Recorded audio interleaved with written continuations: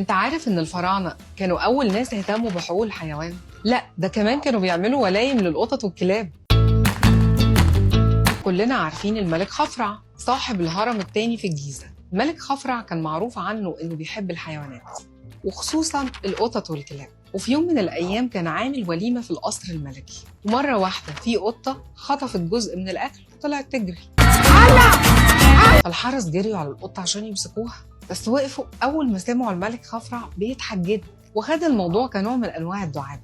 وتاني يوم قرر إنه هيعمل وليمة لكل الحيوانات الموجودة في القصر، والوليمة دي كانت مليانة بكل ما تشتهيه الأنفس. خرطة روكفور وتمن لانشون، وتقريبا كان في علبة كشري، بس غالبا علبة الكشري دي حضانة. ده كان داخل يدوس فرنجاية، وبعد عنك جبتها من زوره بالعافية. لدرجة إن الناس اللي في القصر كانوا مستغربين جدا، والوزراء قالوا إحنا مش بناكل زيهم.